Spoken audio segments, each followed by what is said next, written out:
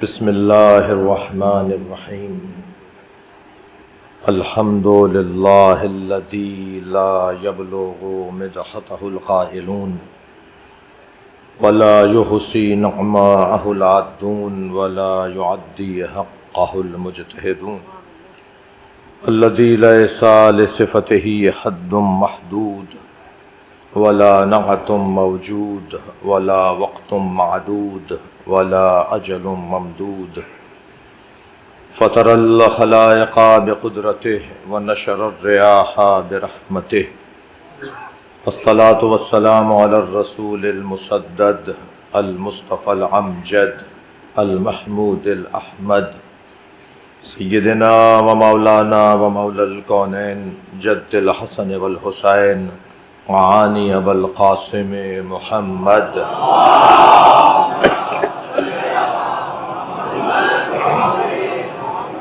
وآلہ الطیبین الطاہرین المعصومین الذین قال اللہ انما یرید اللہ لیذہب عنکم الرجس اہل البیت ویطہرکم تطہیرا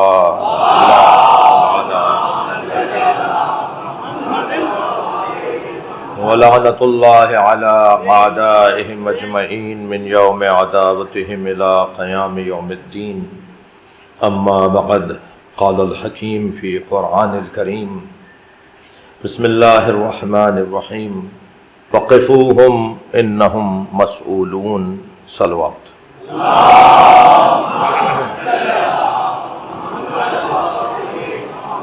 ایک اور بلند اور بہتر صلوات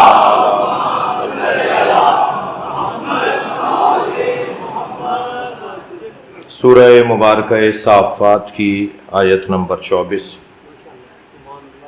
اللہ اپنے اس کلام میں ارشاد فرما رہا ہے وقفوہم ان سب کو روکو انہم مسئولون ان سے پوچھا جائے گا محشر کا میدان ہوگا اور ایک ایسا سوال کیا جائے گا جس کا جواب سارے سوالات کا جواب ہوگا یعنی اگر اس کے علاوہ پوچھے گئے سوالات کے جوابات دیے گئے ہوں تو وہ منحصر ہیں مشتمل ہیں اس ایک جواب پر کہ اگر یہ جواب ٹھیک تو سارے جواب ٹھیک اور اگر یہ جواب غلط تو غلط جواب بھی ٹھیک ہونے کا امکان ہے یعنی ازالہ ہو سکے گا اس لیے کہ ہر ایک کا حال علیحدہ ہے ہر ایک کی کیفیت علیحدہ ہے کیونکہ الاعمال بالنیات اعمال کا دار و مدار نیتوں پر ہے ممکن ہے بظاہر کسی نے نماز ایسی پڑھی ہو جو فقہی طور پر آپ کو قبول نہ ہو لیکن اس کی نیت میں سچائی تھی وہ جس نیت سے نماز پڑھ رہا تھا وہ جانتا ہے اور اس کا اللہ جانتا ہے اور وہ جیسی نماز پڑھ رہا تھا وہ آپ کو قبول نہیں ہے فقہ کو قبول نہیں ہے شرعی احکامات کے مطابق نہیں ہے حضرت علی بن یقین کو ذہن میں رکھتے ہوئے میری بات محسوس کریں گے آپ کہ حکم دیا جا رہا ہے آج کے بعد وضو اب ایسے نہیں ایسے کرو گے تو بظاہر وہ وضو ویسے کر رہے تھے کہ جس وضو کو فقہ قبول نہیں کرتی مگر کوئی کہہ سکتا ہے کہ علی بن یقین کی نماز باطل تھی توجہ ہے حضرات کی لہذا ایک ایسا سوال ہے جو سوال تمام جوابات کو صحیح کروائے گا اور وہ اگر غلط تو سارے صحیح سوال بھی غلط سارے صحیح جواب بھی غلط اب اس تمہیدی مقدماتی چند کلمات کے بعد اب وہ روایت سنیے کہ جب سرکار سے پوچھا گیا کہ کس بات کا سوال ہوگا تو حضرت نے فرمایا کہ محشر میں اللہ کی آواز آئے گی وقفوہم، انہیں روکو، انہم مسئولون عن ولایت علی. صلوات پڑھ لیں محمد و آل محمد.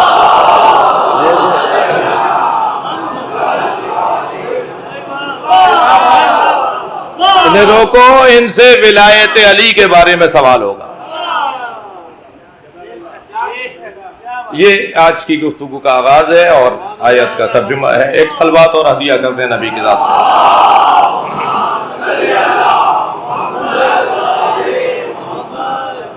کل کی گفتگو میں اگرچہ بہت ہی تمیدی اور بہت ہی مقدماتی بات تھی اور اصلی بات میرے محترم سننے والوں تک پہنچی تھی، اگرچہ وہ شرکاء 50% ہیں اور 50% وہ لوگ ہیں جو کل کی مجلس میں نہیں تھے. صاحبان دقت بیٹھے ہوئے ہیں، اہل علم ہیں، ادیب حضرات تشریف فرما ہیں، نقاد تشریف فرما ہیں، اور نقادوں کی ویسے کمی ہوتی جا رہی ہے، اور معاشرے میں خاص طور پر ادبی محافل اور مجالس میں نقادوں نے اس مجلس اور اس محفل کے معیار کو بلند کرنے میں بڑا خاص کردار ادا کیا ہے. خود میں خاندانی طور پر ایسا پس منظر رکھتا ہوں کہ جہاں مجلس کے بعد مجلس سے متعلق گفتگو مجلس کا حصہ شمار کی جاتی تھی، جو اب تقریباً مفقود ہے، ناپید ہے، اور اب ایسا نہیں ہوتا، یا معمولاً ایسا نہیں ہوتا. کچھ کافی حد تک نہیں، کافی حد تک جناب نجم الحسن جعفری صاحب نے، اللہ انہیں صحت عطا فرمائے، اور یہ ویسے ہی پہلے کی طرح، پچھلے سال کی طرح اور گزشتہ دنوں کی طرح، اگرچہ جو انہیں اس وقت تکلیف ہے اس کے باوجود جو ان کا مجلس کے اندر حاضری ہے، ان کی مجلس میں جو فعالیت ہے، جو وجود ہے، وہ شاید بہت سو کو میں نے کہہ دیا تو پتہ چل جائے گا کہ طبیعت اچھی نہیں ہے، ورنہ شاید بہت سو کو احساس بھی نہ ہو رہا ہو کہ انہیں کوئی مسئلہ ہے، یعنی ایک معالجے سے گزر رہے ہیں. اللہ آپ سب کو صحت عطا فرمائے. نجم الحسن جعفری صاحب کی صحت کے لیے، شمیم صاحب تشریف فرمائے، ان کی صحت کے لیے، شخصیات تشریف فرمائے، بزرگوں کی صحت و سلامتی کے لیے، اس وطن کی ترقی اور بہتری کے لیے، اس کے مسائل میں آسانی کے لیے، اس کی نظریاتی اور زمینی سرحدوں کی حفاظت کے لیے بلند تر صلوات.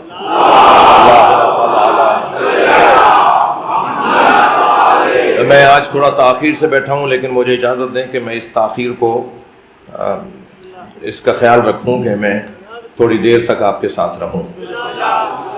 کل تک کی گفتگو یہ ہوئی کہ اللہ چاہتا یہ ہے، رسول اللہ چاہتے یہ ہیں کہ علی کی بات ہو. اللہ اور اللہ کا رسول یہ چاہتا ہے کہ ہر جگہ ہر بات علی کی بات سے شروع ہو. یعنی ہر مجلس جو کم سے کم 2 لوگوں کی ملاقات پر مشتمل ہے، کوئی مجلس، کوئی ملاقات کم سے کم 2 لوگوں پر ملاقات ہوگی تو مجلس مکمل ہوگی، وہ بغیر علی کی بات کیے مکمل نہ ہو.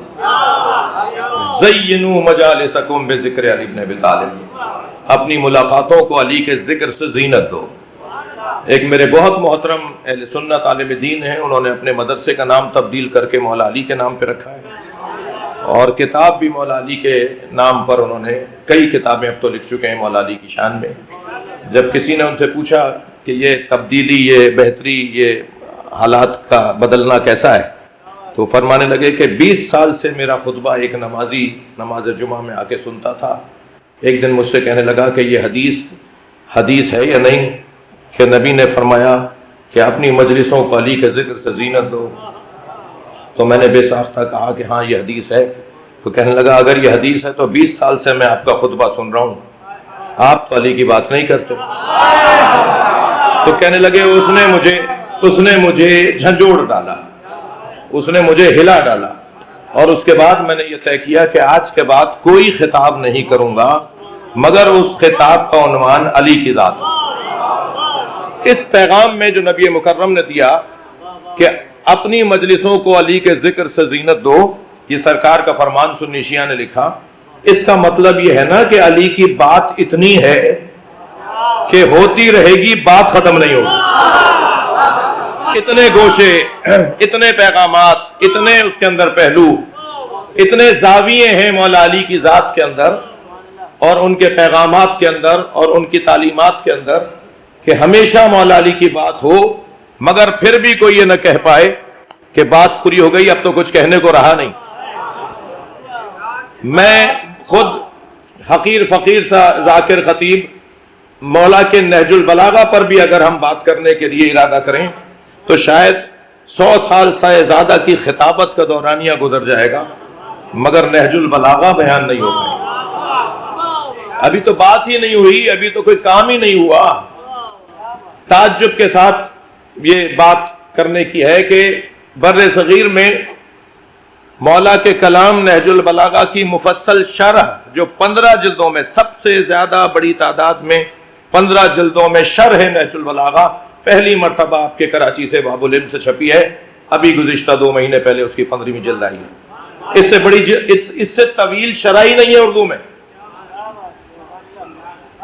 یعنی 6 جلدوں سے زیادہ شرح نہیں تھی نہج البلاغہ کی اردو زبان میں. اب جا کے 15 جلدوں میں ادھر اہل سنت میرے بھائیوں نے 30 جلدوں میں نہج البلاغہ کی شرح کی ہوئی ہے. ادھر ہمارے عراقی اور ایرانی بھائیوں نے 20 جلدوں میں نہج البلاغہ کی شرح کی ہوئی ہے. البتہ ممکن ہے کہ کوئی اس وقت میری یہ بات سن کے اپنے آپ سے کہہ رہا ہو کہ بھائی کس کی برائی کر رہے ہو، برائی تو تمہاری اپنی ہے، یہ کام تو علماء کے کرنے کا تھا. ایک صلوات پڑھ لیں ذرا محمد وعلم. میں صرف اتنا عرض کر رہا تھا کہ ابھی تو کوئی کام نہیں ہوا، اور پھر بھی کبھی کبھی ہمارے کانوں میں یہ آواز آتی ہے کہ ہمیشہ علی کی بات کیوں، ہمیشہ علی مولا پر ہی گفتگو کیوں، کیا علی کے علاوہ کوئی اور موضوع نہیں رہا؟ میں کہتا ہوں کہ اگر مولا علی کی بات ہی ہوتی رہے تبھی تو امام مہدی تک بات ہوگی. یعنی اگر مولا علی پر بات مضبوط ہو جائے تو تمام ائمہ پر بات مضبوط ہو پائے گی. خبردار کسی غیر مذہب والے سے ہاتھ کھول کے اور ہاتھ باندھ کے نماز پڑھنے پر بحث مت کیجیے گا.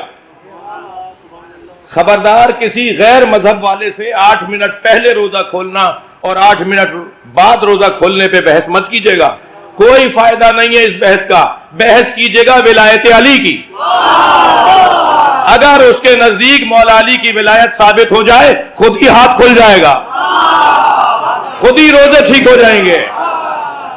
وہ ایک بنیادی عنوان ہے. میں کوئی جوش خطابت میں نہیں ہوں، کوئی میں لفاظی نہیں کر رہا. ایک کیفیت ہے جو میں آپ کے سامنے اس مجلس میں بیان کر رہا ہوں. وہ اصلی عنوان بیان ہو جائے، وہ اصلی موضوع روشن ہو جائے، خود بخود سارے موضوعات روشن ہوتے چلے جائیں گے. جی مثلا خلافت بلا فصل پر اگر کوئی قادیانی ہم سے بحث کرے، خلافت بلا فصل مولا کائنات پر کوئی عیسائی ہم سے بحث کرے تو ہم اسے کہیں گے بھائی تم تو توحید پر بات کرو، تمہارا تو یہ موضوع نہیں ہے. ایسے ہی ہمارے درمیان عزیزان گرامی اگر ائمہ اہل بیت کی امامت اثنا عشرہ حدیث کا عقیدہ کہ نبی نے فرمایا میرے بعد میرے 12 جانشین ہوں گے، سنی شیعہ نے لکھا ہے، سب نے 12 کو پورا کیا ہے. ہاں ہمارے بھائیوں نے بھی 12 کی گنتی پوری کی ہے کیونکہ نبی نے فرمایا میرے بعد 12 ہوں گے.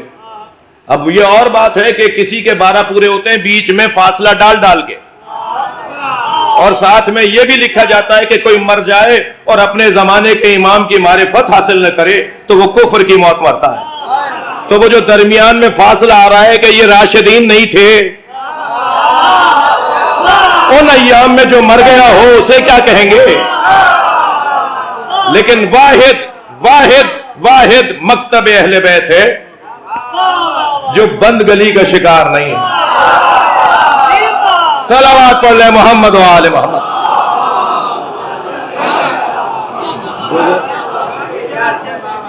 کہ نبی نے فرمایا میرے بعد میرے 12 جانشین ہوں گے، کلہم من قریش، سب کے سب قریش میں سے ہوں گے.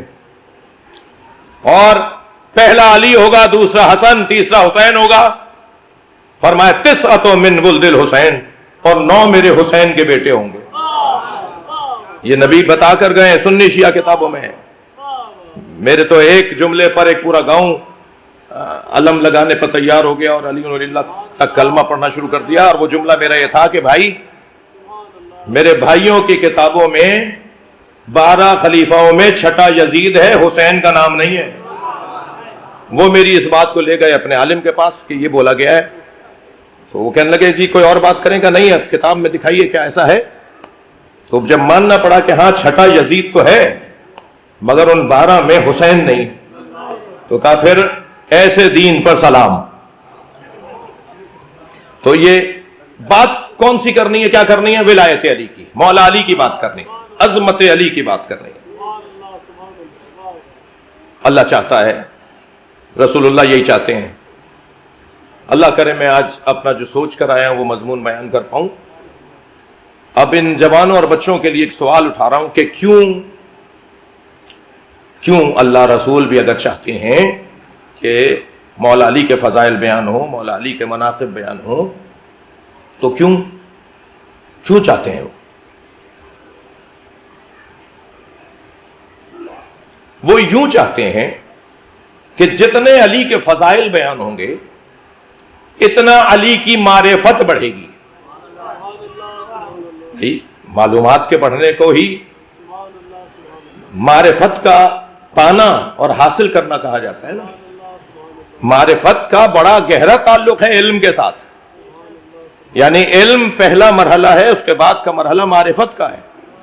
تو علم مجھے نہیں ہوگا، میرے اس بچے کو نہیں ہوگا، میرے اس جوان کو نہیں ہوگا کہ یہ فضیلت بھی ہے، یہ فضیلت بھی ہے، یہ فضائل بھی ہیں، یہ گوشہ بھی ہے، یہ معجزہ بھی ہے، یہ عظمت بھی ہے۔ تو علم کے بعد کا مرحلہ ہے معرفت کا۔ جتنا مولا کے بارے میں بات ہوگی اتنی معرفت بڑھے گی، اور جتنی معرفت بڑھے گی اتنی محبت بڑھے گی، اور جتنی محبت شدید ہوگا، جتنی محبت شدید ہوگی اتنا ہی ایک کیفیت ایجاد ہوگی جسے عشق کہا جاتا ہے۔ اور اگر علی مولا سے عشق ہو جائے تو عشق کی پہلی منزل کو اندھا اور بہرا ہونا کہا جاتا ہے۔ یؤما و یؤسم، عاشق اندھا اور بہرا ہوتا ہے، عاشق کو سوائے معشوق کے کوئی اور نظر نہیں آتا۔ جی آ گئی وہ بات جس پر میں اپنے محترم عزیزوں کو لانا چاہ رہا تھا۔ عشق، یہ لفظ ممبر کا ہے بھائی،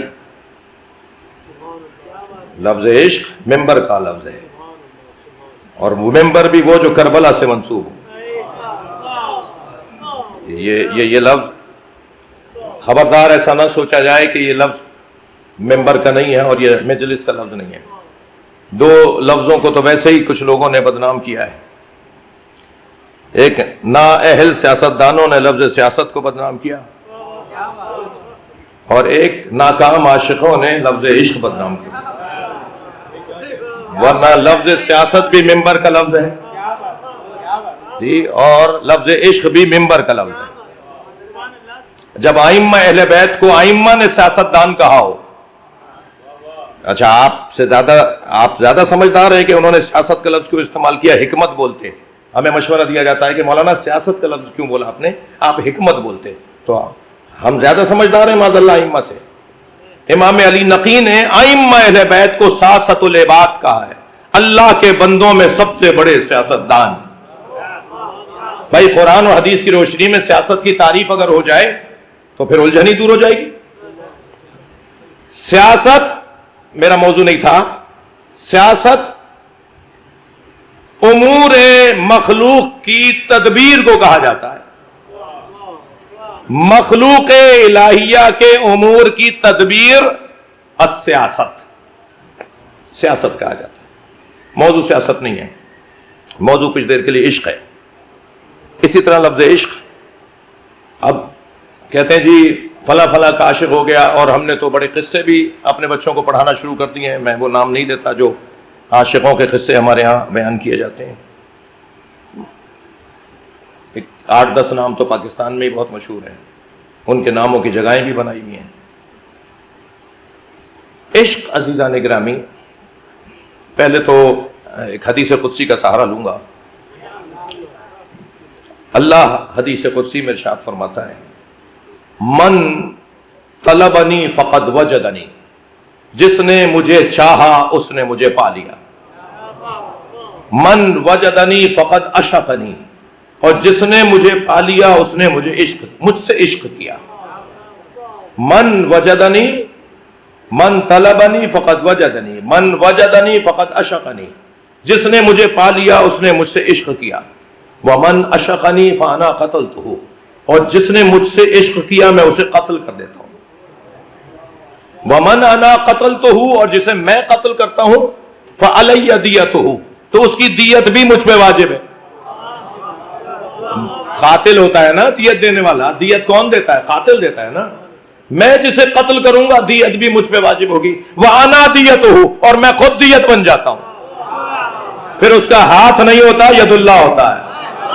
پھر اس کی آنکھیں نہیں ہوتی، عین اللہ ہوتی ہیں۔ پھر اس کا چہرہ نہیں ہوتا، وجہ اللہ ہوتا ہے۔ پھر میں خود اس کا ہو جاتا ہوں۔ یہ وہ جو عشق کی وادی میں اس حدیث کے سہارے سے میں کچھ بات اور کرنا چاہوں گا۔ دیکھیے، عشق کی دو قسمیں کی گئی ہیں، عشق مجازی، چاہ رہے ہیں آپ یہ تھوڑی سی بات ہو، عشق مجازی اور عشق حقیقی۔ اچھا، عشق مجازی کون سا ہے بھائی؟ تو ممکن ہے کوئی کہے کہ صاحب فلاں صاحب کا اپنی منکوحہ سے جو تعلق ہے وہ عشق مجازی ہے۔ نہیں عزیزان گرامی، اور اللہ سے جو عشق ہے وہ عشق حقیقی ہے، یہ بات تو ٹھیک ہے، مگر پہلے والی بات عشق مجازی وہ نہیں ہے۔ انسان عاشق ہوتا ہے، پھر مجھے لگ رہا ہے کہ مجھے تھوڑا سا اور تسلی دے دے کے بات کرنی چاہیے۔ بے خطر کود پڑا آتش نمرود میں عشق، عقل لبی محو تماشائے لبے بام رہی۔ یہ آتش نمرود میں ابراہیم نہیں کودے تھے، عشق کودا تھا۔ ہاں، عقل تو ابھی چھت پہ کھڑی دیکھتی رہ گئی۔ اور پھر خود علامہ اقبال، پھر مجھے یاد آ گیا، اقبال کہتے ہیں عشق پر اعمال کی بنیاد رکھ، نماز روزہ حج زکات مجلس ماتم، یہ عشق کی بنیاد پہ ہونا چاہیے۔ اس لیے کہ علامہ اقبال کہتے ہیں، اب آپ دیکھ رہے ہیں اس جگہ اس جگہ مجھے کچھ جگہ نظر آ رہی ہیں کہ جہاں پہلو بدلنے کی جگہ نہیں ہے۔ یہاں بدنوں کو تکلیف ہو رہی ہے نا، مگر روح کو تو غذا مل رہی ہے۔ یعنی احساس ہی نہیں ہو رہا کہ ہم تکلیف میں بیٹھے ہوئے ہیں۔ یہ جو احساس اذیت بدن، یہ جو بدن کی تکلیف کا احساس مٹانا اگر مطلوب اور مقصود ہونا، تو وہاں آ کر اپنے بدن کو استعمال کیا جائے جہاں وادی عشق کی ہو۔ علامہ کہتے ہیں عشق پر اعمال کی بنیاد رکھ، عقل کو تنقید سے فرصت نہیں۔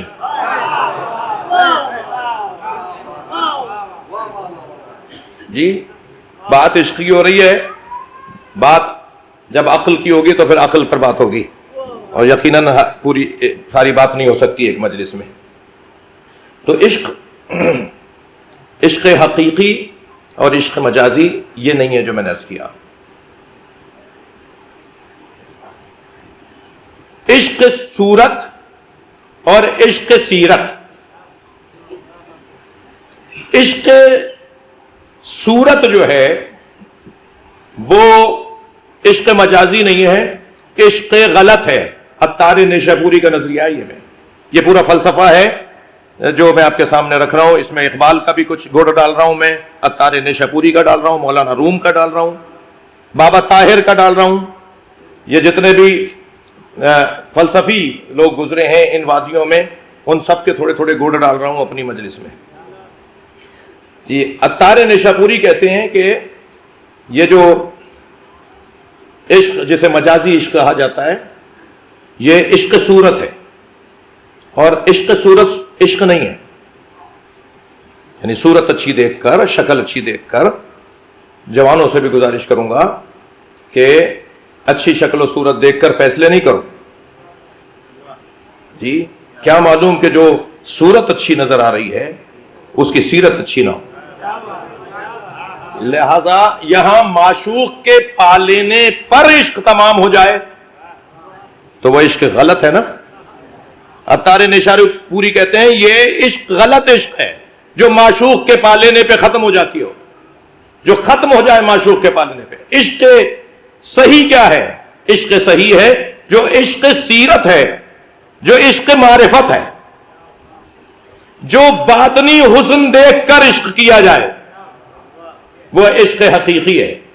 عشق ہے, عشق ہے. اب عشق حقیقی جو سیرت اور معرفت کے مطابق ہو رہا ہے اس کی پھر دو قسمیں ہیں, ایک عشق مجازی ہے اور ایک عشق حقیقی ہے. زلیخا کا حضرت یوسف کے ساتھ عشق غلط تھا, مگر اس عشق غلط کا تعلق کیونکہ نبی کے ساتھ تھا, کیونکہ دروازہ صحیح تھا, کیونکہ رخ صحیح تھا, سمت صحیح تھی, اس لیے اللہ نے اس عشق کو بدنام نہیں ہونے دیا. بالآخر اس عشق کو عشق حقیقی میں بدل دیا. اور آخر میں کیا کہ ہوا کہ جب تک زلیخا کو حضرت یوسف کی صورت سے عشق تھا تو زلیخا پیچھے پیچھے اور یوسف آگے آگے, اور جب زلیخا کو حضرت یوسف کی معرفت کے بعد ان کی سیرت سے عشق ہوا تو اب زلیخا آگے جاتی تھی, یوسف پیچھے جاتے تھے. ہاں الٹا ہو گیا. صلوات پڑھے ذرا محمد والے.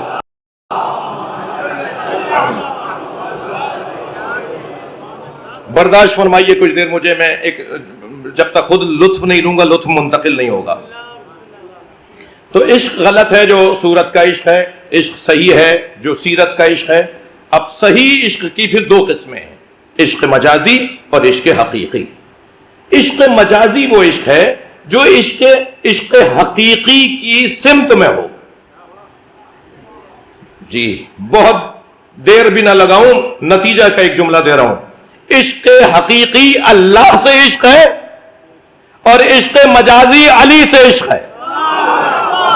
علی سے عشق کرو گے تو اس سمت پہ جاؤ گے جو عشق حقیقی تک لے جائے. صلوات پڑھے ذرا محمد و آل محمد.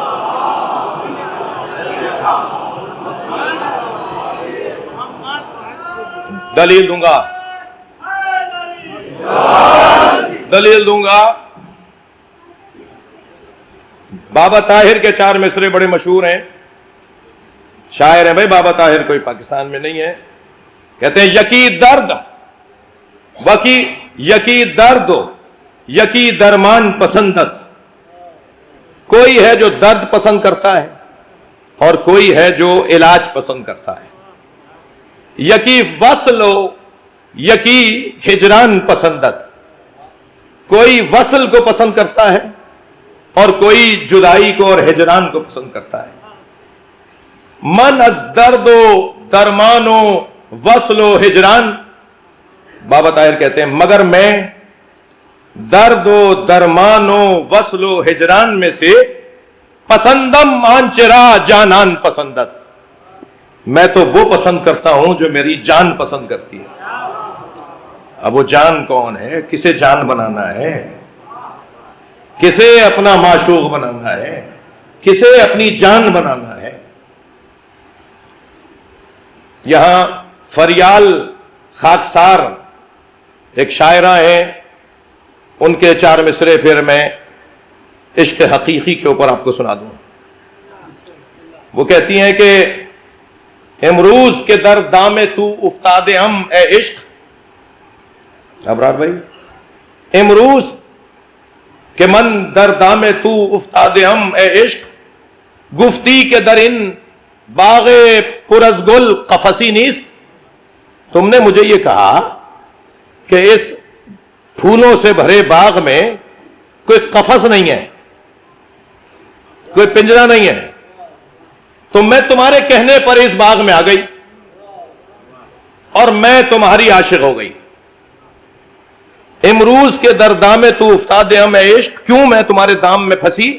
اس لیے کہ تم نے کہا تھا اس امروز کہ گفتی کے در ان باغ پرز گل قفسی نیست. تم نے یہ کہا تھا کہ اس باغ میں کوئی پنجرا نہیں ہے, تو میں پھنس گئی.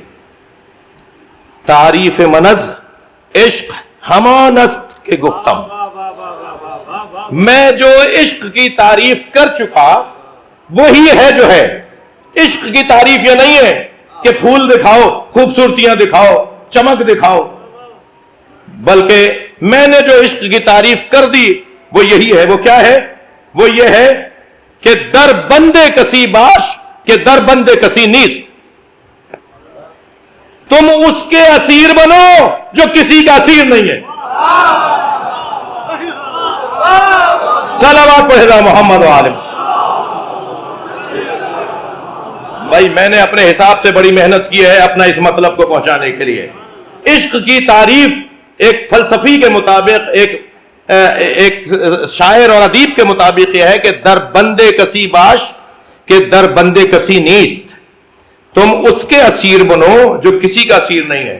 اب ذرا ابن ابی الحدید معتزلی سنی عالم دین جنہوں نے 20 جلدوں میں نہج البلاغہ کی شرح لکھی ہے، ان کی 5ویں جلد میں مولا علی کے بارے میں جو ان کے ذاتی خیالات اور نظریات اور مولا علی کی معرفت میں جو کچھ انہوں نے کہا، اس میں سے ایک جملہ جو میرے مضمون میں ہے. کیا کہا ہے شاعر نے کہ در بندے کسی باش کہ در بندے کسی نیست. تم اس کے اسیر بنو جو کسی کا اسیر نہیں ہے. وہ کہتے ہیں ابن حدید معتزلی استغناءہ عن الکل، علی کی افضلیت پہ دلیل دے رہے ہیں. مولا علی سب سے افضل، بعد از خدا و رسول علی سے بڑا کوئی نہیں. یہ معتزلی دلیل دے رہے ہیں. فرماتے ہیں استغناءہ عن الکل دلیل انہ افضل من الکل. علی کسی کے محتاج نہیں تھے، یہی دلیل ہے سب سے افضل تھے. صلوات پڑھیں گے محمد و آل محمد.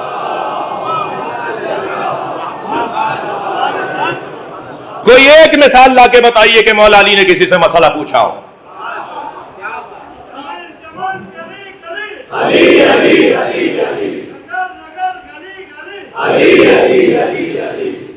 کوئی ایک مثال بتائی جائے کہ مولا علی نے کسی سے کوئی مسئلہ پوچھا ہو. اور مجلس متحمل نہیں ہے ورنہ میں نام بتا دوں کہ کس کس نے کیا کیا پوچھا. کوئی دن نہیں گزرتا تھا علی کے بغیر امت کا. امت تو امت ہے، رضی اللہ تعالیٰ عنہ ہے. سرکار دو جہاں کی بات کیجئے، سرکار کوئی دن نہیں گزارتے تھے اپنا جب تک کہ علی کو نہ دیکھ لیں. اگر دن میں 6 مرتبہ مل رہے ہوتے تھے نا تو 6 دفعہ بھی ایسے ہی ملتے تھے جیسے مدتوں بعد ملے ہوں.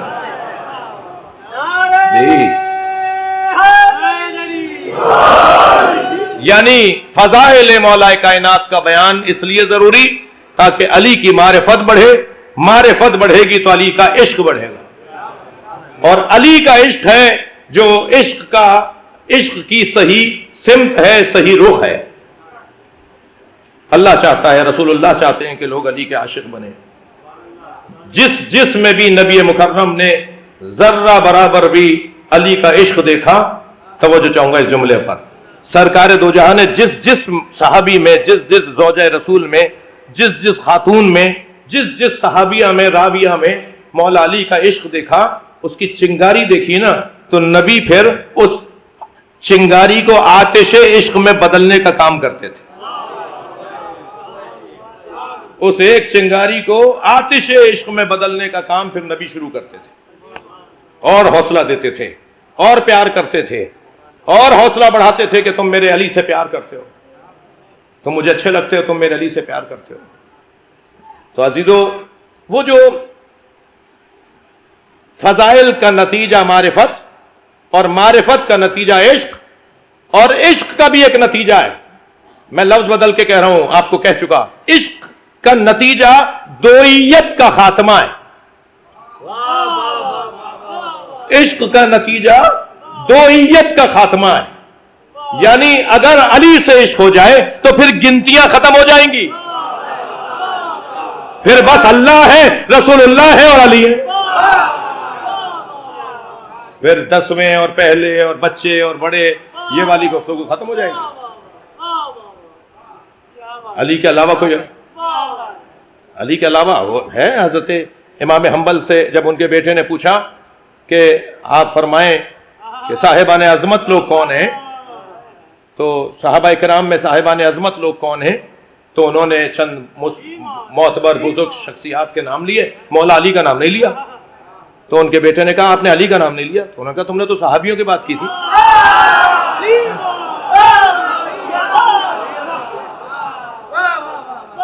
یعنی ایک پھر ایسی کیفیت ہوگی کہ پھر بات جب علی کی ہوگی تو علی کی ہوگی.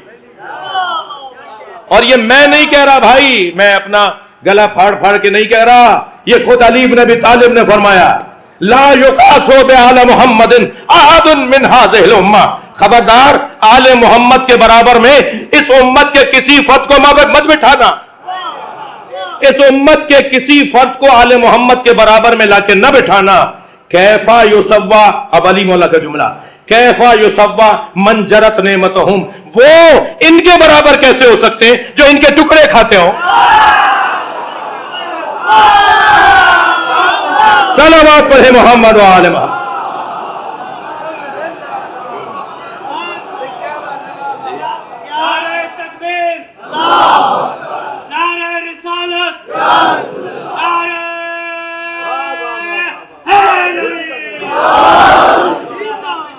دوئیت کا خاتمہ، اللہم صلی علی محمد، دوئیت کا خاتمہ ہو جائے گا. پھر علی علی ہیں بھائی، کوئی اور بات کرو، مولا علی کے ساتھ بات نہیں کرو جی. کسی کی بے احترامی اور کسی کی توہین مطلوب نہیں ہے. میں ایک جگہ اترا، اسی لیے حلیے میں تھا، ایک انگریز ملک میں کچھ انگریز گزرے، کہنے لگے کیا پہنا ہوا ہے آپ نے؟ میں نے کہا جی مسلم اسکالر اس طرح سے پہنتے ہیں. تو وہ خاتون ان میں تھی، کہنے لگی آپ مسلم اسکالرس میں سے ہیں تو پروفٹ محمد کے گھر والوں کو مانتے ہیں یا دوستوں کو؟ تو میں نے کہا نہیں، پروفٹ محمد کے دوستوں کا احترام کرتے ہیں، اطاعت گھر والوں کی کرتے ہیں. یہ ہے قاعدہ، یہ ہے قانون. کسی کی بے احترامی نہیں ہے، کسی کی بے احترامی مطلب نہیں ہے. ہاں اگر وہ تمام شخصیات اہل بیت سے سچے اور مخلص ہیں تو ہمارے سر کا تاج، وہ ہماری آنکھوں کا نور، وہ ہمارے دل کی ٹھنڈک. دوئیت کا خاتمہ ہوگا جب مولا علی سے عشق بڑھے گا. اب میں نے آپ سے اجازت لے لی تھی کہ تھوڑی تاخیر ہو جائے گی. میں نے ایک جملہ کہا کہ نبی مکرم علی کا عاشق جب دیکھتے تھے تو اس کے عشق کو اور بڑھاتے تھے اور حوصلہ دیتے تھے. علی مولا سے عشق عشق مجازی ہے، اور علی کے بھی علی سے جو عشق ہے وہ عشق حقیقی ہے. البتہ میں اپنے لیے بات کر رہا ہوں، آپ میں سے کسی کے لیے نہیں کہہ رہا. میں عشق علی کا متحمل ہو جاؤں، میں کیسے اپنے لیے کہوں؟ اس لیے کہ اگر میں یہ کہہ دوں کہ میں عشق علی کا متحمل ہوں تو پھر میں میثم کیوں نہیں ہوں؟ میں میثم تمار کیوں نہیں ہوں؟ میں ابو ذر غفاری کیوں نہیں ہوں؟ نہیں ہوں نا، نہیں ہے نا. تو پھر میں یہ دعویٰ ہی نہیں کر سکتا کہ میں مولا علی کے عشق کا گرفتار ہوں اور عاشق علی ہوں. یہ خود اتنا سنگین اور مشکل وادی ہے، مگر بھائی بڑا ہدف دیا جاتا ہے بڑے لوگوں کو. ہمیشہ کسی کو اگر بڑا بنانا ہے تو بڑا ہدف دو. میں معافی چاہوں گا، کچھ لوگ کہتے ہیں صاحب پاکستان میں جو مزارات ڈائریکٹ بلا فاصلہ بلا فصل اہل بیت سے جڑے ہوئے مزارات ہیں، بی بی پاک دامن رضی اللہ تعالی عنہ، رضوان اللہ تعالی علیہ، علیہ السلام، حضرت عبداللہ شاہ غازی، یہ دونوں ہستیاں اہل بیت کے زمانے کی ہستیاں ہیں. حضرت مسلم کی زوجہ، حضرت عباس کی بہن، مولا علی کی دختر، پاکستان میں لاہور میں آپ کا مزار مقدس ہے حضرت عبداللہ شاہ غازی. مگر ان دونوں مزاروں پر آپ کا کیا واسطہ؟ ہم سے لوگ یہ سوال کریں گے کہ صاحب نہ تو آپ وہاں کی انتظامیہ میں ہیں، نہ آپ وہاں پر کوئی نوکری کر رہے ہیں، نہ آپ وہاں پر کوئی خدمت کر رہے ہیں. آپ تو چلے بھی جائیں تو آپ مزاج ہی بڑا عجیب و غریب ہے. یعنی اگر وہاں حاضری دے رہے ہیں تو میرے قبیلے کے لوگ تو بہت کم جا رہے ہیں وہاں. کیوں؟ خدا نخواستہ میں اس کی حوصلہ افزائی نہیں کر رہا کہ ایسا صحیح ہو رہا ہے. جانا چاہیے آپ کو اور مجھے جانا چاہیے. کبھی کبھی حاضری دیتا ہوں، لاہور جاتا ہوں، یہاں حاضری اور سلام کے لیے جاتا ہوں، ہم سب کو جانا چاہیے. لیکن جو بات اصلی کرنے جا رہا تھا وہ یہ تھی کہ ہم اس گھرانے سے اپنے تعلق کو اولویت دیتے ہیں. یعنی اگر ہم سے کوئی کہنا صاحب آپ ان کو کیوں نہیں مانتے اور صرف انہی کو کیوں مانتے ہیں، تو انہیں بھی جواب دے رہا ہوں. ہم جس گھرانے سے اپنا تعلق، ہمارا تعلق گہرا ہے، وہ اتنا اونچا گھرانہ ہے کہ ان سے ہی عشق کے تقاضے مکمل نہیں ہو رہے. دو طرح کے گھڑے رکھے ہوئے ہو نا، ایک پانی ہے اور ایک میٹھا پانی ہے. تو کون ہے جو دونوں کے ہوتے ہوئے میٹھے پانی کو چھوڑے گا؟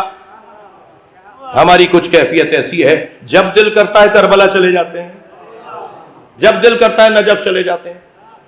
یعنی حضرت عبداللہ شاہ غازی کو سلام کرنے کے ہی برابر کا سا بعض پاکستانیوں کا خرچہ ہوتا ہے نجف جانے کا، تو پھر نجف چلے جاتے ہیں. اللہ کے رسول بھی یہی چاہتا ہے کہ احترام سب کا رہے، مگر تمہارے مورد نظر علی ہو، تمہارے پیش نظر علی کی ذات ہو. جب ہم سب سے تعلق توڑ کر ایک مرکزی نقطے کے اوپر جائیں گے، توجہ چاہوں گا، اللہ کرے جو میں کہہ رہا ہوں وہی منتقل ہو. جب ہم اس مرکزی نقطے کی طرف جائیں گے تو جو انقطاع ہے نا ہمارا، انقطاع وہ خود بہت بڑی طاقت ہے.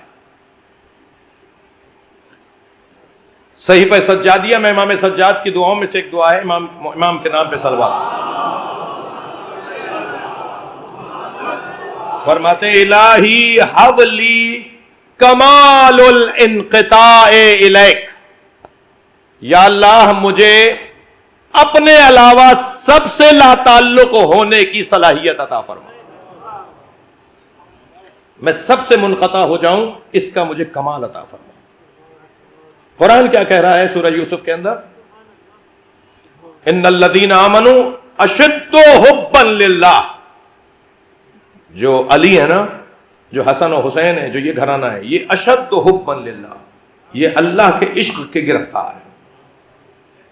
اچھا، یہ تو پھر مجھے یاد آ گیا کہ جب مولا علی جنگ صفین کے بعد کربلا سے گزرے، اویس ہدیہ کر رہا ہوں اپنے مہمان کو، تو مولا نے وہاں کربلا سے گزر رہے ہیں. کربلا کا واقعہ بعد میں ہوگا. مولا علی جنگ صفین کے بعد کربلا کی وادی سے گزرے ہیں. تو آپ نے فرمایا سواریاں یہاں روک دو، قیام کرو، خیمے لگاؤ، ہم کچھ دیر یہاں رکیں گے. تو کسی نے پوچھا مولا یہیں کیوں رک رہے ہیں، کوئی اور وادی، بہتر وادی؟ تو فرمایا ہا ہونا مسارع الشاق، یہ عاشقوں کے اترنے کی جگہ ہے. صلوات پڑھیں امام حسین کے ذات.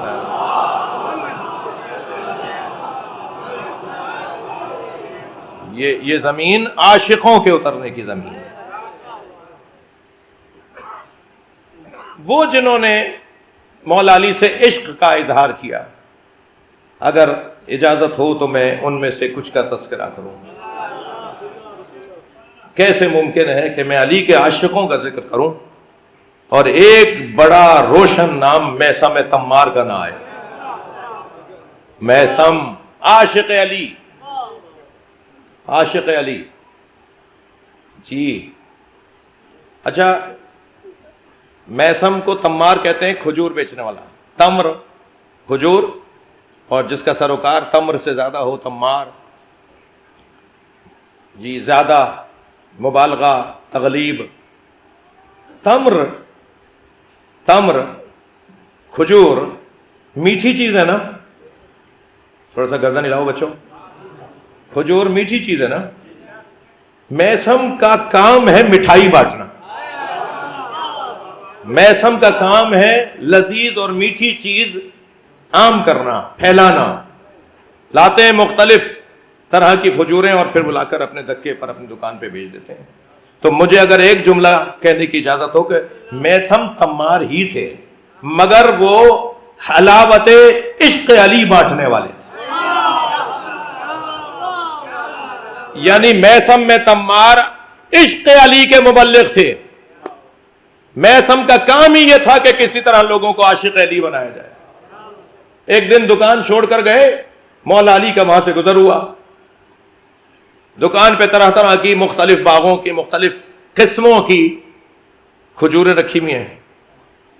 علی کو دیکھ کر کچھ فقیر سامنے آ گئے, یا علی ہمیں کچھ چاہیے. حضرت نے فرمایا جو کھجوریں رکھی ہیں لے جاؤ. اور وہ میثم کی دکان کی ساری کھجوریں فقیروں میں مولا علی نے بانٹ دی. اب میثم آتے ہیں واپس, مولا وہیں کھڑے ہیں. میثم نے آ کے دیکھا, مولا نے میثم کو دیکھا, فرمایا میثم ہم نے تمہاری کھجوریں فقیروں میں بانٹ دی. تو میثم نے بے ساختہ کہا مجھے کیا ملے گا. ہاں, جب میثم نے کہا نا مجھے کیا ملے گا, تو مولا نے فرمایا میں تمہارے حوالے. بہت بڑا سودا ہو گیا. صلوات پڑھے محمد وعلم.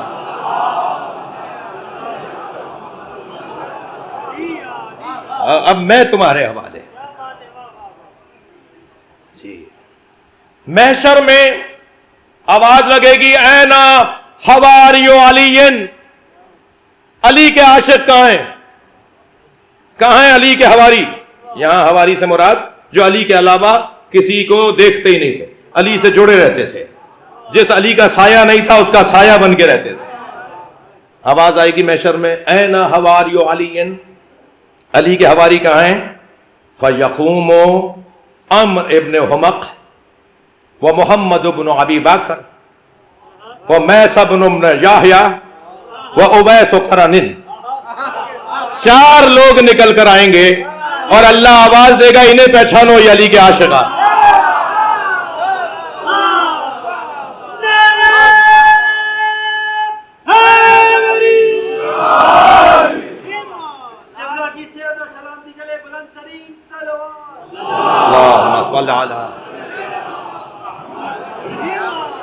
بھائی میثم کی بات آئی ہے تو میرا دل کہہ رہا ہے تھوڑی دیر اور آپ کو اپنے ساتھ رکھو.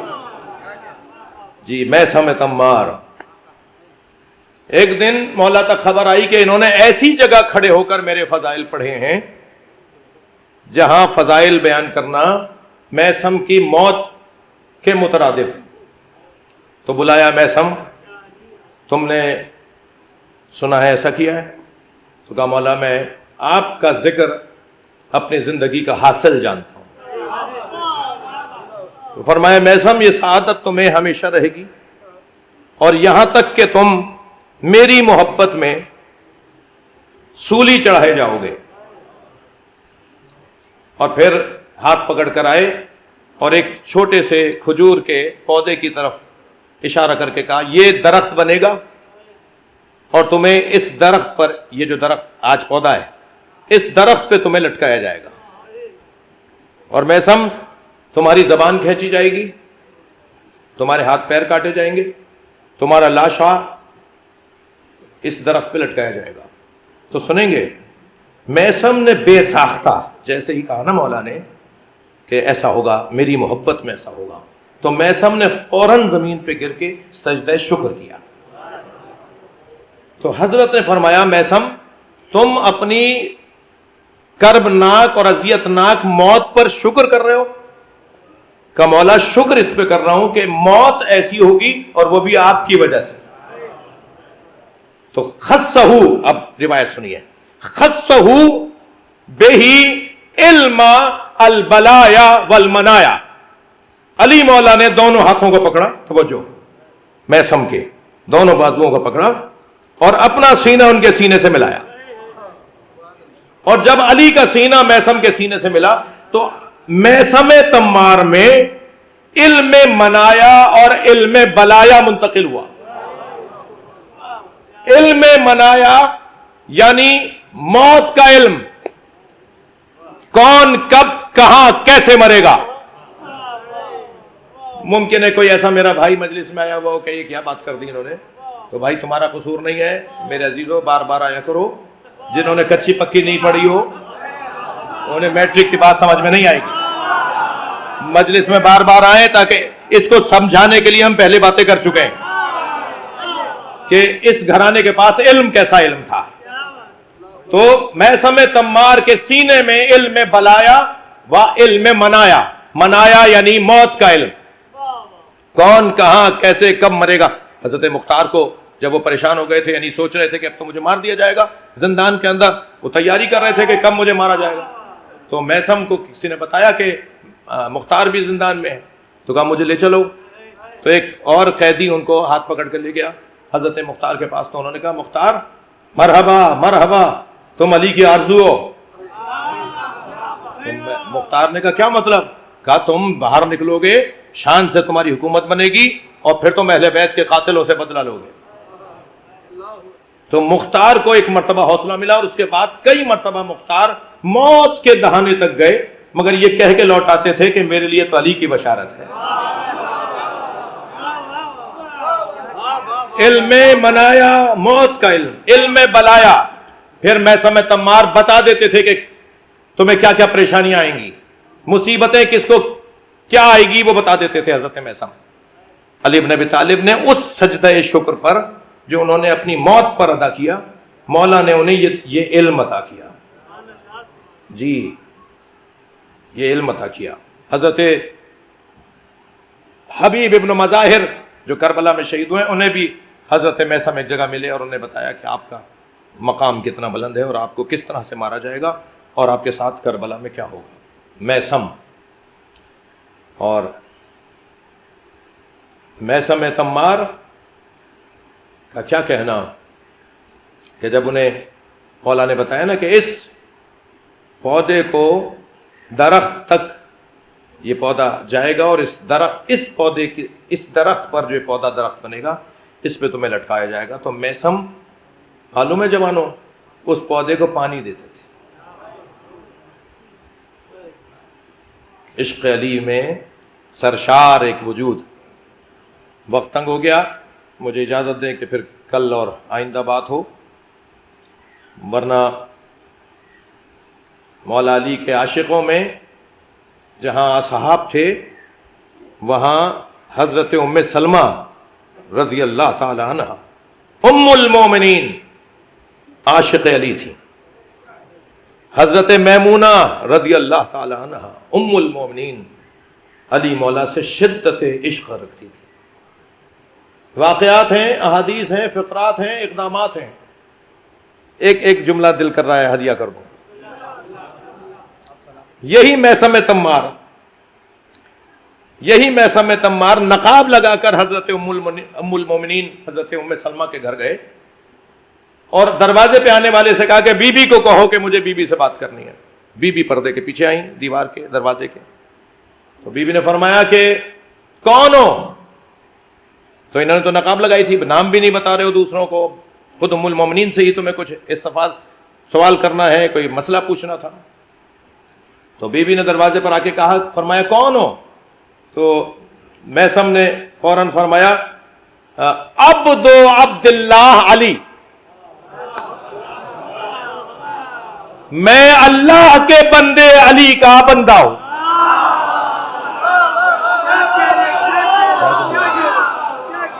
کیا جملہ ہے، کیا ترکیب ہے۔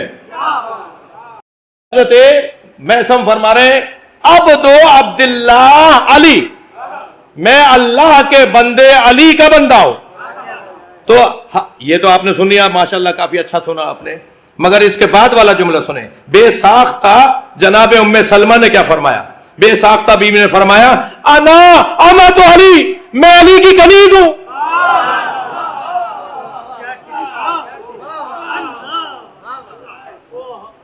سنگین ہو گیا نا، تھوڑا سا بھاری ہو گئی نا بات جی۔ اب ٹی وی ہوسٹ بھی تشریف فرمائے ہیں جی، کلپ نہیں بن جائے کہ مولانا نے کیا بول دیا۔ یہاں اما سے مراد اور عبد سے مراد عبد ولایت ہے، عبد اطاعت ہے، عبد اطاعت یعنی کنیز، یعنی اطاعت میں کنیزی، غلام یعنی اطاعت میں غلام۔ میرے جو اہل سنت بھائی مجلس سن رہے ہیں، عبداللہ لفظ بھی ٹھیک ہے نام، اور عبد الحسین نام بھی ٹھیک ہے، عبداللہ نام بھی ٹھیک ہے اور عبد العلی نام بھی ٹھیک ہے۔ کیسے ٹھیک ہے بھائی دونوں؟ آپ شرک کروا رہے ہیں کیا؟ نہیں، عبداللہ بھائی بڑے بڑے پہاڑ جیسے علماء، عبد الحسین امینی صاحب الغدیر، اتنا بڑا نام۔ عبد العلی ملتان میں ہمارے ہاں ایک بہت بزرگ عالم تھے علامہ سابقی صاحب کے والد، حسنین سابقی صاحب کے والد، اور پھر ایران عراق میں بھی اور پوری دنیا میں بھی، اور پھر ائمہ اہل بیت کے زمانے سے اللہ کی بندگی کو کہتے ہیں عبد عبادت، اور اللہ رسول اور اہل بیت کی بندگی کو کہتے ہیں عبد اطاعت. یعنی ہم اللہ کے لیے عبداللہ ہیں عبد عبادت میں، اور علی کے لیے عبد علی ہے عبد اطاعت میں. اطاعت اور فرما برداری میں بندگی، یہ ایک پورا باب ہے، پورا عنوان ہے، حل شدہ مسئلہ ہے. یہ کوئی جلدی میں نہیں کہا گیا، یہ بات اس پر کام ہوا ہے، کتابیں لکھی گئی ہیں. حضرت ام سلمہ فرماتی ہیں یہ کیا بات کی تم نے کہ میں علی کا غلام ہوں، ہم بھی تو علی کے غلام ہیں. تو پھر فرمایا کہ بی بی مجھے آپ سے یہ مسئلہ پوچھنا ہے. بی بی نے وہ مسئلہ ان کا کہ میں نے نبی سے یہ سنا، اس کا حل دیا. حضرت میمونہ، حضرت ام سلمہ، یہ مکمل ان کی کوشش ہوتی تھی رہی کہ کسی طرح لوگوں کو علی سے جدا نہ ہونے دیں، ہمیشہ لوگوں کو علی کے ساتھ جوڑے رکھیں، اس لیے کہ علی کے ساتھ جڑنا در حقیقت حق کے ساتھ جڑنا ہے.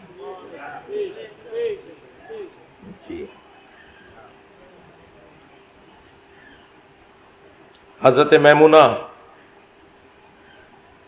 میمونہ جنگ جمل میں ایک صحابی نے آ کر کہا کہ بی بی سعد ابن ابی وقاص جیسے بڑے لوگ بھی بے طرف ہو گئے ہیں، لا تعلق ہو گئے ہیں.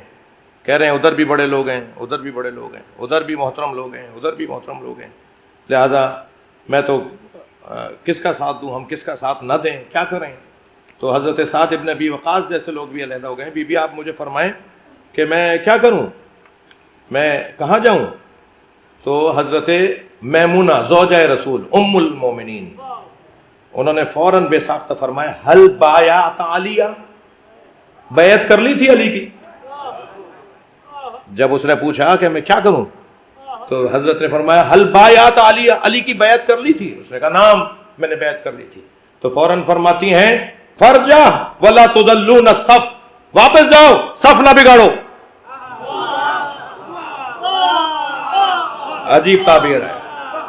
بے ساختہ زوجہ رسول نے فرمایا واپس جاؤ صف نہ بگاڑو، اس لیے کہ میں نے رسول اللہ سے سنا ہے کیا ما ذلہ ولا ذل بہ، میں نے علی کے بارے میں رسول اللہ سے سنا ہے کہ نہ علی خود گمراہ ہے اور نہ علی کے ساتھ ہونے والا گمراہ ہو سکتا.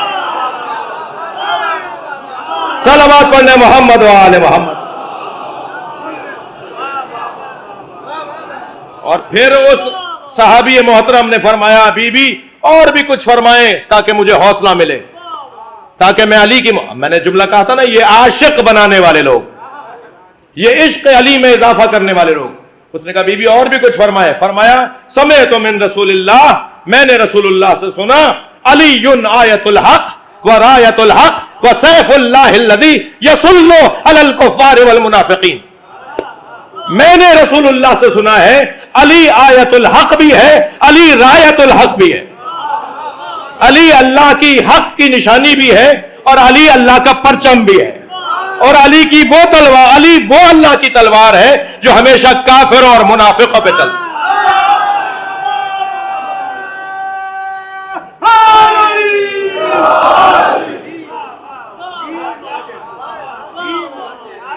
سیف اللہ الذی یصل علی الکافرین والمنافقین. میں نے رسول اللہ سے سنا کہ علی اللہ کی وہ تلوار ہے جو ہمیشہ کافروں اور منافقوں پہ چلتی ہے. سمعت من رسول اللہ الحق مع علی وعلی مع الحق. میں نے خود رسول اللہ سے سنا کہ حق علی کے ساتھ ہے اور علی حق کے ساتھ ہے. اللہم ادر الحق حیث ما دار علی. اور یا اللہ، نبی نے دعا کی، یا اللہ حق کو وہاں موڑ، یا اللہ حق کو وہاں موڑ جہاں علی جا رہا ہو. یہ نہیں ہے کہ علی وہاں جائے جہاں حق جا رہا ہو، علی کو وہاں موڑ جہاں حق جا رہا ہو، نہیں، حق کو وہاں موڑ جہاں علی جا رہا ہو، حق وہاں جائے گا جہاں علی جا رہا ہے۔ بہت بہت آپ نے سن لیا، ایک جملہ اور سن لیجئے، حق کا عدد اور فاطمہ کا عدد ایک ہے۔ حق کا عدد اور فاطمہ کا عدد ایک ہے، 9 عدد بی بی فاطمہ کے اور 9 ہی عدد حق کے ہیں۔ ارے حق کو وہاں موڑ جہاں علی جا رہا ہو، فاطمہ وہی جاتی ہے جہاں علی جاتا ہے۔ لہذا کبھی گھروں پر جائیں گی علی کی ولایت کا پیغام لے کر، انصار اور مہاجرین کے دروازوں پر جا رہی ہیں علی، جا رہی ہیں جناب زہرا، مولا علی کی خاطر دروازے بجائے ہیں بی بی نے جا کے۔ میں اور آپ تو مجلس سن لیں تو سمجھتے ہیں کہ ہم نے کارنامہ کیا۔ اس ولایت علی کی خاطر سیدہ گھر سے نکلی ہیں، مگر تبلیغ ولایت علی کی 5 خطبے ہیں جناب زہرا کے، 2 عورتوں سے 3 مردوں سے۔ عجیب بات ہے، 3 خطاب جناب زہرا کے مردوں سے خطاب ہے، پردہ لگا ہوا ہے، پوری مسجد بھری ہوئی ہے، سیدہ خطبہ دے رہی ہیں، اور وہ خطبہ جو خطبہ فدقیہ کہلاتا ہے، جو مسئلہ فدق کے لیے بی بی نے جا کر خطبہ ارشاد فرمایا، اس کا تو منظر ہی کچھ اور ہے۔ جب گھر سے نکلیں تو بیویوں کے حلقے میں تھیں، وہ بیویاں کہتی ہیں کہ اس دن کی چال سیدہ کی نبی کی چال تھی، جیسے نبی چلتے تھے نا، جیسے نبی قدم اٹھاتے تھے، ایسے جناب زہرا قدم اٹھا رہی تھی۔ آپ کا انداز چلنے کا نبی جیسا تھا، اور پھر جب خطبہ بھی دیا ہے تو بابا کے لہجے میں خطبہ دیا ہے۔ جی، اس ولایت علی، اس محبت علی کی خاطر لوگ حلقوم گلے، ہنجرے گلے کاٹے گئے ہیں، لوگوں نے قربانیاں دی ہیں، جانیں دی ہیں، کسی طرح لوگ، کسی طرح معاشرہ، کسی طرح سماج اس ذات سے جڑا رہے۔ آج 19واں روزہ گزر گیا، آپ نے افطار کر لیا، شاید افطار کرتے وقت آپ کو یاد آیا ہو کہ آج افطار کرنے کے لیے دسترخوان پہ علی نہیں ہے۔ اجرکم اللہ، اجرکم اللہ۔ اللہ آپ کو کسی غم میں نہ رلائے سوائے غم اہل بیت میں، ہمیں رونے رلانے والوں میں قرار دے۔ 18 روزے علی نے افطار کیے، کسی نہ کسی اپنے رحم کے گھر، رشتہ داروں کے گھر۔ صلہ رحمی کا بھی بڑا پیغام ہے اس روایت کے اندر کہ روزانہ کسی نہ کسی رشتہ دار کے گھر افطار کیا ہے، مگر 18واں روزہ فرمایا بیٹا حسن، بہن ام کلثوم کو کہو کہ میں آج کا روزہ تمہارے گھر افطار کروں گا۔ میں رونے والوں سے پوچھوں، مجلس میں خواتین بھی ہیں، بیویاں بھی ہیں، بیٹیاں بھی ہیں، بیٹیوں کو باپ سے کتنی محبت ہے، اور باپ بھی بیٹیوں سے کتنا پیار کرتے ہیں۔ یہ ایک فطری مسئلہ ہے۔ گھروں میں آپ کا مشاہدہ ہوگا کہ بیٹیاں باپ سے زیادہ لپٹتی ہیں، اور باپ بھی ذرا بیٹیوں کا زیادہ خیال کرتے ہیں۔ یہ جو پیار ہے نا بیٹی اور باپ کا، میں نے یہ کربلا کے میدان میں بھی دیکھا ہے۔ اجرکم اللہ، اجرکم اللہ۔ میں نے جب دیکھا کہ جب ذوالجناح خبر شہادت لے کر آیا تو ذوالجناح ڈھونڈ رہا تھا کہ سکینہ کہاں ہے، اسی خیمے پہ جا کے رکا جس خیمے میں جناب سکینہ تھی، اور زمین کربلا پہ ایسے پیر مار رہا تھا جیسے ماتم کر رہا ہو۔ جب بی بی نے بابا کے گھوڑے کی آہٹ سنی نا تو خیمے سے باہر آئی، کیا دیکھا کہ خالی گھوڑا کھڑا ہے، زین ڈھلکی ہوئی ہے، رکابیں زمین پہ خط بنا رہی ہیں، اور بابا نہیں ہے مگر بابا کی سواری آ گئی ہے۔ تو آگے جو بڑھی تو گھوڑے نے گردن جھکانا شروع کر دی. جب زلجنا نے ان کے آگے اپنی گردن جھکا دی نا تو بی بی نے اس کے سر پہ ہاتھ رکھ کے ایک سوال کیا, اور سوال یہ تھا, یا جواد ابی هل سقیا ابی ام قتل عطشانا, اے میرے بابا کے باوفا گھوڑے, مجھے اتنا بتا دے پانی پلا کر مارا؟ میرا بابا پیاسا بہت تھا. اجرکم اللہ, اجرکم اللہ. جن کے مذہب میں رونا جائز ہے وہ تکلف کر کے نہ رو. اللہ آپ کو کوئی غم نہ دے سوائے غم اہل بیت کے, ہمیں رونے اور رلانے والوں میں قرار دے. جناب ام کلثوم کے گھر آئے مولا علی, اور مولا علی نے جناب ام کلثوم کے گھر جب دسترخوان دیکھا نا, بی بی نے بھی, بیٹی ہے نا, سوچا ہوگا یہ بنا لوں, یہ پکا لوں, بابا کے لیے یہ رکھوں گی, میرے گھر میرے بابا آ رہے ہیں, میرے گھر میرے بابا آ رہے ہیں, دسترخوان سجایا ہوگا نا. لیکن پھر خیال آیا کہ بابا کو تو اچھا نہیں لگتا کہ دسترخوان پہ بہت ساری غذائیں ہوں.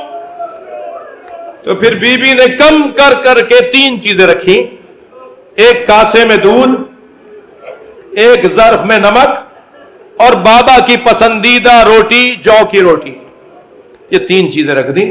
جب میرے مولا دسترخوان پہ آ کے بیٹھے تو پہلے دسترخوان دیکھا, پھر کھڑی ہوئی بیٹی کو دیکھا, اور چہرے کو دیکھ کے فرمایا, بیٹا کبھی تمہارے بابا کے دسترخوان پر اتنی چیزیں ہوئی, تم نے اتنی چیزیں رکھ دی, بابا کیا رکھا ہے,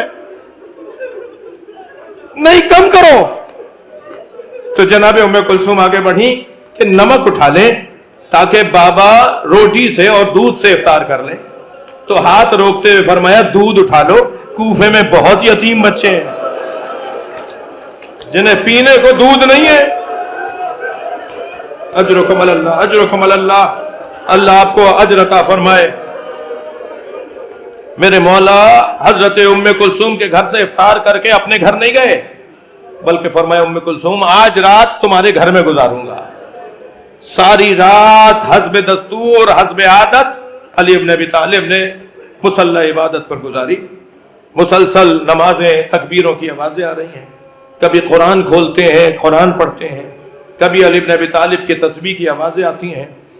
اسی اثنا میں بی بی کہتی ہیں, میں ساری رات بابا کے ساتھ جاگتی رہی اور دیکھتی رہی کہ میرے بابا ہمیشہ کی طرح عبادت میں ہیں, کہ اچانک میں نے دیکھا کہ مصلی سے اٹھے اور اس عجلت سے اٹھے جیسے کسی چیز کی خبر ملی ہو, اور اٹھ کر صحن میں آئے اور آسمان پر کسی چیز کو ڈھونڈنے لگے.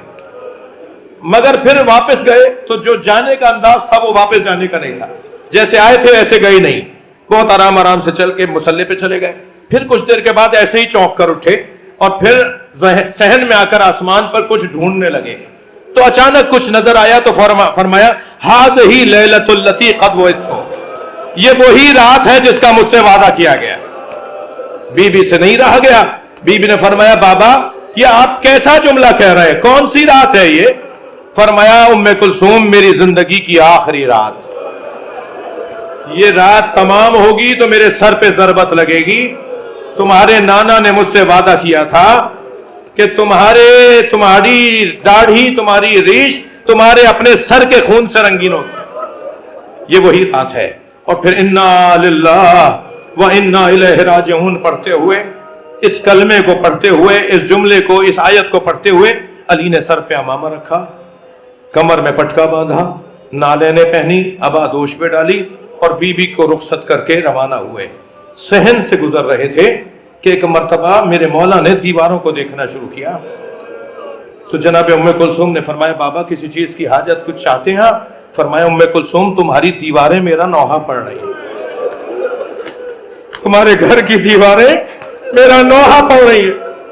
اور پھر کچھ آگے بڑھے تو بطخوں نے مولا کی آبا کو اپنی چونچ میں پکڑ لیا. علی نے رستہ بدلا, پھر وہ سامنے آ گئیں, پھر رستہ بدلا, پھر وہ سامنے آ گئیں. تو زمین پر بیٹھ گئے اور ان پر ہاتھ پھیرتے ہوئے فرمایا, اے ام کلثوم تمہارے گھر کی یہ مرغابیاں میرا نوحہ پڑھ رہی ہیں, میرا ماتم کر رہی ہیں. دیکھو انہیں اگر رکھ سکو تو رکھنا, کھلا سکو تو رکھنا, ورنہ انہیں آزاد کر دینا. یہ کہہ کے آگے بڑھے تو دروازے کی جو زنجیر تھی وہ میرے مولا کے کمر کے پٹکے میں جا کے الجھی لگی, اور وہ جب کمر میں لگی تو مولا کا پٹکا کھلا. پٹکا جو کھلا تو علی نے اسے باندھتے ہوئے دوبارہ ایک شعر پڑھا جس کا ایک شعر پڑھا. مفہوم یہ ہے کہ یا علی تم اب اپنی کمر موت کے لیے کسو. اے علی اب اپنی کمر کسو موت کے لیے. اور پھر یہ کہہ کر مڑے جناب ام کلثوم کو دیکھا اور فرمایا الوداع الوداع. کہا بابا بھائی حسن کو بھیج دیجئے نماز پڑھانے کے لیے.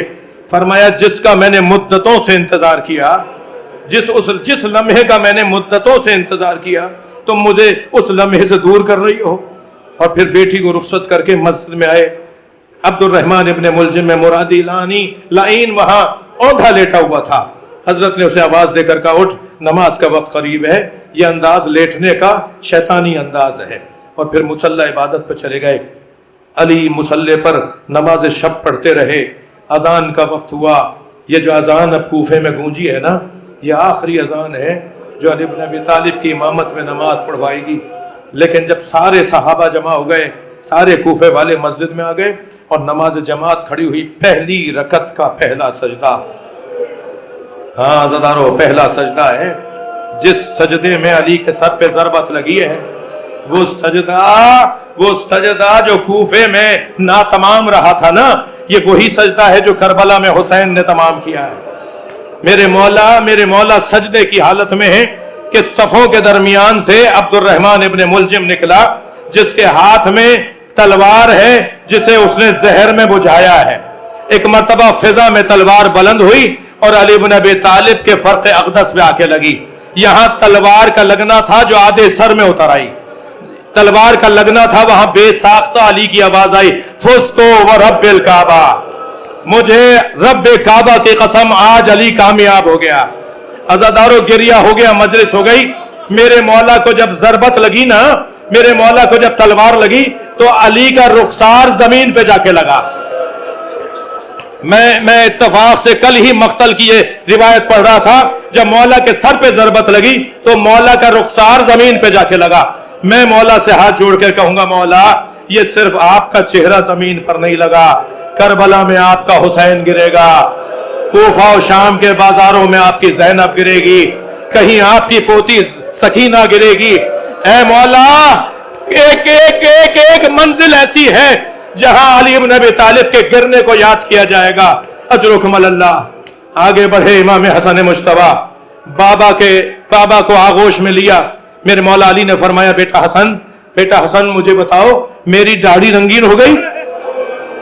کیا اطمینان ہے, کیا اطمینان ہے. امام حسن سر پر پٹی باندھ رہے ہیں, سر کھل چکا ہے, علی کے سر سے خون بہ رہا ہے.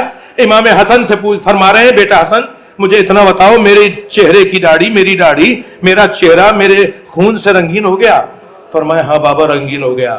تو پھر آسمان کی طرف دیکھ کے فرمایا الحمدللہ, یا اللہ تیرا شکر ہے, اے حسن تمہارے نانا نے مجھے جو بتایا تھا وہ پورا ہو گیا ہے, وہ پورا ہو گیا ہے.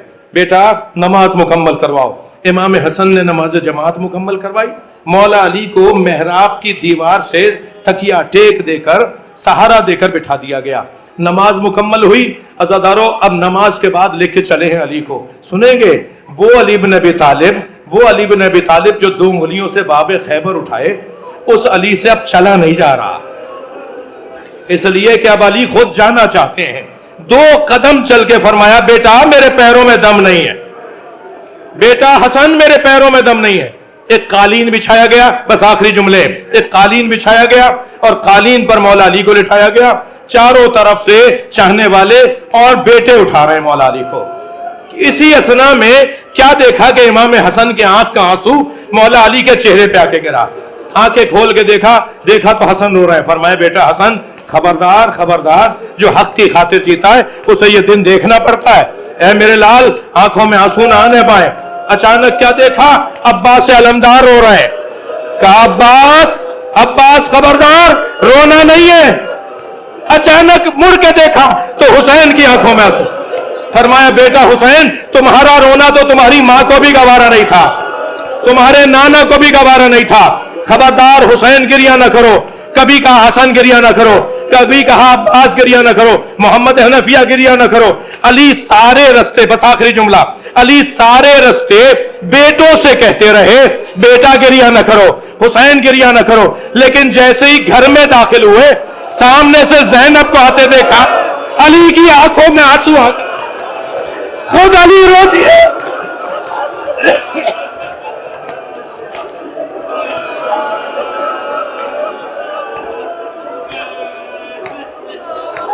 الا لعنت اللہ علی القوم الظالمین سیعلم الذین ظلموا ایام القلب۔ یا اللہ ان آوازوں پہ رحمت رانا، حاضرین سامعین سنی شیعہ سارے بھائیوں کی توفیقات میں اضافہ فرما، ہماری عاقبت بخیر فرما، ہمیں مولا کے چاہنے والوں میں، مولا کی محبت میں اضافہ فرما، امام زمانہ کے ظہور میں تاجیل فرما، دعاؤں کی قبولیت کے لیے، حاجات کی برابری کے لیے صلوات حضور۔